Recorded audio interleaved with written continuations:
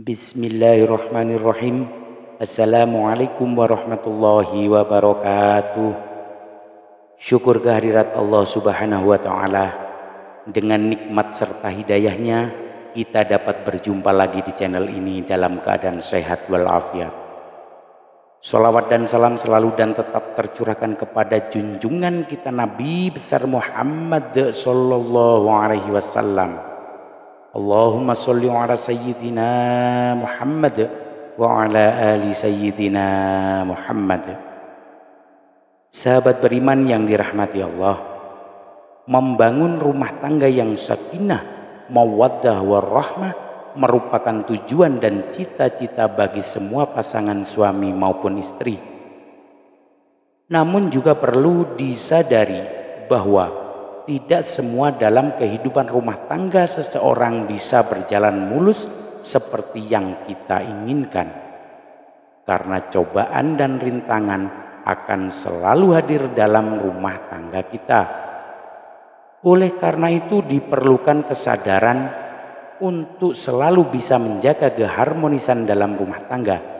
Seperti yang kita tahu, dalam rumah tangga sendiri terdapat perbedaan kedudukan untuk suami dan juga istri. Akan tetapi, dalam hal ini seorang istri mempunyai kedudukan yang cukup istimewa dalam rumah tangga, terutama istri yang solehah. Rasulullah Shallallahu Alaihi Wasallam pernah bersabda, di dunia itu perlu dengan kenikmatan. Dan sebaik-baik kenikmatan dunia yaitu istri yang solehah. Hadis riwayat Muslim. Sedangkan kaum laki-laki dalam rumah tangga sudah jelas dalam firman Allah subhanahu wa ta'ala yang tertuang dalam Quran surat An-Nisa ayat 34. Kaum laki-laki itu adalah lebih mimpin bagi kaum wanita. Oleh karena Allah telah melebihkan sebagian mereka laki-laki atas bagian yang lain wanita, dan karena mereka laki-laki telah menafkahkan sebagian dari harta mereka. Sebab itu maka wanita yang soleha ialah yang taat kepada Allah lagi memelihara diri ketika suaminya tidak ada.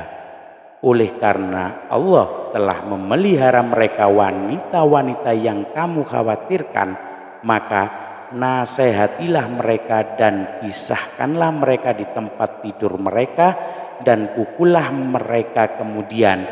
Jika mereka mentaatimu, maka janganlah kamu mencari-cari jalan untuk menyusahkannya.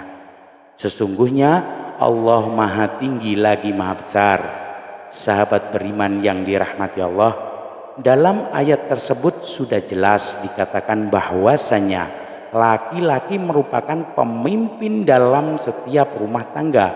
Akan tetapi tanpa kita sadari dalam kehidupan keluarga, tak jarang para suami melakukan tindakan yang menyimpang dari ketentuan Allah Subhanahu wa ta'ala dan telah melanggar hak-hak istrinya. Oleh karena itu bagi para suami perlu mengetahui perbuatan-perbuatan yang oleh agama Islam dikatakan sebagai tindakan dosa suami terhadap istri. Lalu apa saja dosa suami terhadap istri tersebut? Yang pertama adalah tidak mengajarkan ilmu agama. Mengajarkan ilmu agama kepada istri maupun anak-anaknya adalah kewajiban bagi para suami. Karena dalam hal ini kewajiban suami adalah untuk memelihara diri dan keluarganya dari pedihnya azab kubur dan siksa neraka. Di dalam Quran surat At-Tahrim ayat 6, Allah Subhanahu wa ta'ala sudah berfirman, hai orang-orang yang beriman, peliharalah dirimu dan keluargamu dari api neraka yang bahan bakarnya adalah manusia dan batu penjaganya malaikat-malaikat yang kasar, keras, dan tidak mendurhakai Allah terhadap apa yang diperintahkannya kepada mereka, dan selalu mengerjakan apa yang diperintahkan. Dalam ayat tersebut sudah jelas dikatakan bahwa kewajiban seorang suami adalah mengajarkan istri dan anak-anaknya akhlak yang baik, supaya keluarganya bisa terhindar dari siksa api neraka yang bahan bakarnya adalah manusia yang melalaikan perintah agama. Lalu yang kedua, tidak merasa cemburu. Ada kalanya sifat cemburu sangat diperlukan, terutama ketika kita sudah berumah tangga. Selain bisa menjadi bumbu-bumbu cinta dalam rumah tangga, rasa cemburu dari suami juga bisa menjaga keluarganya dari sifat dan sikap yang kurang terpuji. Akan tetapi juga harus diperhatikan cemburu kepada pasangannya juga tidak dianjurkan berlebihan, sehingga malah bisa menyebabkan perselisihan yang berujung keretakan dalam rumah tangga. Dalam hadis riwayat An-Nasai sudah dijelaskan 3 golongan yang Allah tidak akan melihat mereka pada hari kiamat, yaitu seseorang yang durhaka kepada kedua orang tuanya, wanita yang menyerupai lelaki, dan seorang laki-laki dalam rumah tangga yang tidak memiliki kecemburuan terhadap istri atau keluarganya sama sekali. Jadi perbuatan menyimpang apapun yang dilakukan oleh istri atau anak-anaknya tidak pernah mendapat teguran dari suami. Hal ini sangat tidak dibenarkan dalam ajaran agama Islam, karena bisa membawa dampak buruk bagi keluarganya. Yang ketiga, tidak memberi nafkah istri. Hal ini sudah sangat banyak terlihat pada masyarakat kita, yakni suami yang tak malu menelantarkan anak istrinya tanpa diberikan nafkah lahiriah, dan justru malah si istri yang diminta untuk bekerja. Kalau kita mau berpikir, seorang wanita yang rela meninggalkan kedua orang tuanya demi mengabdi kepada suami, dan bahkan rela mengandung anak dan juga melahirkan anak untuk suami, akan tetapi perjuangan hidup dan mati seorang wanita tersebut seolah tiada artinya di mata seorang suami. Sungguh yang demikian itu suami telah berdosa besar kepada istrinya.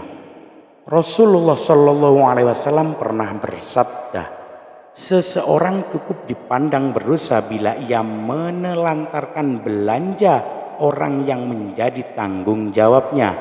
Hadis riwayat Abu Daud, Muslim, Ahmad, dan Tabrani. Yang keempat, membiarkan istri bekerja untuk suami. Sudah tak heran lagi banyak seorang istri yang rela bekerja demi membantu perekonomian keluarganya. Namun yang banyak kita lihat justru malah kebalikannya, yakni seorang istri yang bekerja untuk keluarga dan suami sebagai kepala rumah tangga malah enak-enakan di rumah. Tanpa terpikir bahwa peran seorang suami adalah sebagai kepala rumah tangga yang harus bertanggung jawab memberi nafkah untuk keluarganya. Jika seorang suami tidak bekerja karena malas dan menyerahkan semua kebutuhan ekonomi kepada istri, maka suami yang seperti itu akan dilaknat oleh Allah Subhanahu wa taala di dunia. Rasulullah Shallallahu Alaihi Wasallam pernah bersabda, tidak akan beruntung suatu kaum yang dipimpin oleh seorang wanita. Hadis riwayat Ahmad, Bukhari, Tirmizi, dan An-Nasai. Dari hadis tersebut dijelaskan bahwa seharusnya memegang peran penting untuk berlangsungan hidup keluarganya adalah suami.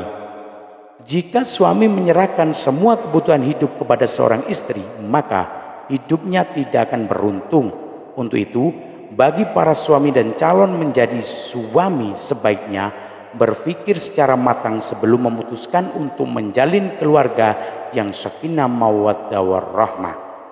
Persiapkan terlebih dahulu segala sesuatunya supaya ketika menjadi seorang suami bisa mengambil peran sebagai pemimpin dalam rumah tangga dan disegani dalam rumah tangga sebagai kepala keluarga.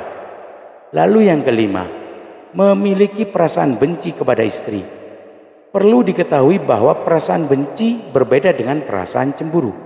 Benci adalah suatu sifat tidak suka terhadap orang lain yang berkepanjangan dan akan terus tidak suka sekalipun orang yang dibencinya berbuat baik kepada orang yang membenci.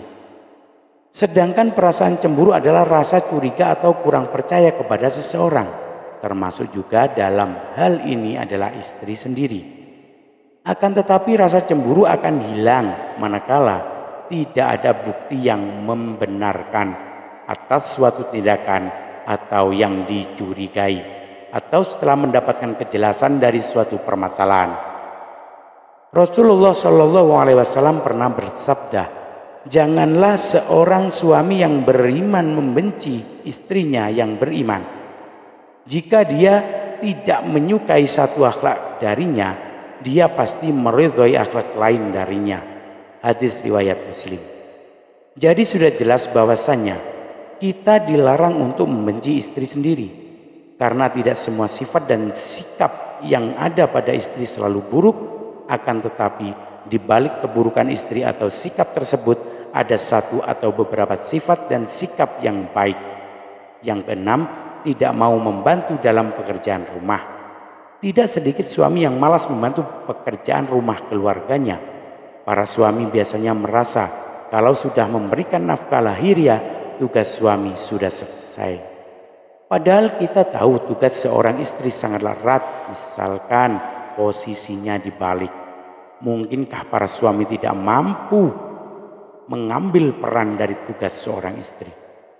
Untuk itu saya sarankan bagi para suami, meskipun sebagai kepala rumah tangga dan sekaligus pemimpin dalam rumah tangga, hendaknya ikut membantu meringankan pekerjaan rumah tangga dari seorang istri.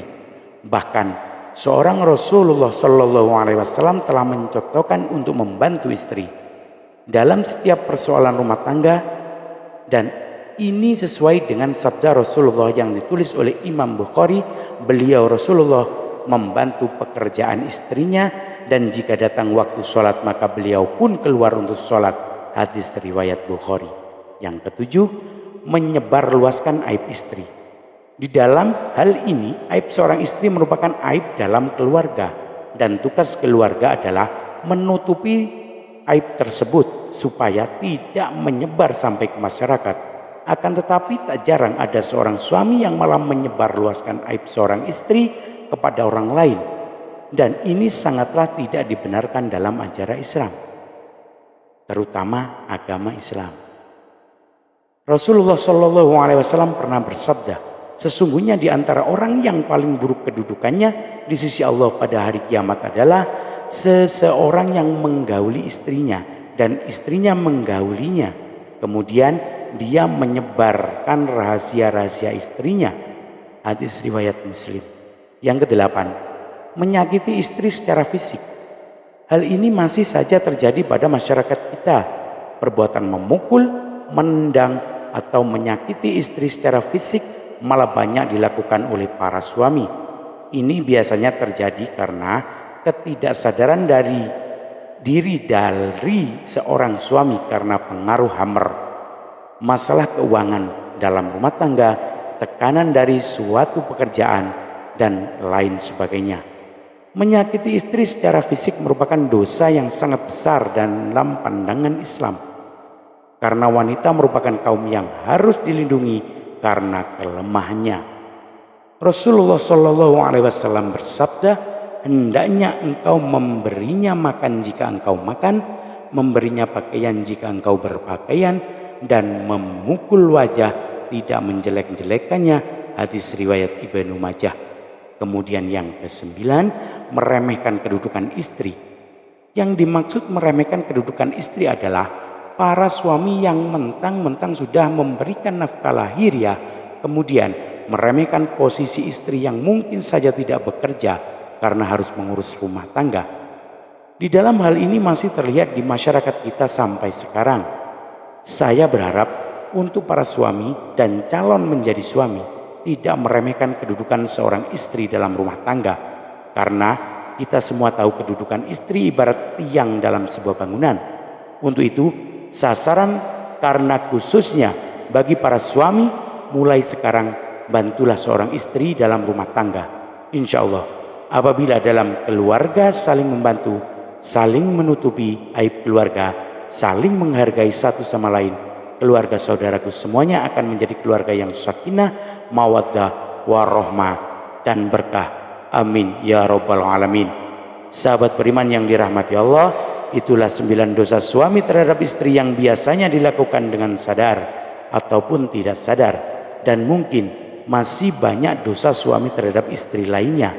Akan tetapi saya ambil yang sering terjadi pada masyarakat kita, dengan kebaikan insya Allah akan menuai kebahagiaan baik dalam rumah tangga tersebut. Wallahu a'lam bishawab. Demikian yang bisa saya bagikan, semoga bermanfaat untuk kita semua. Amin ya rabbal alamin.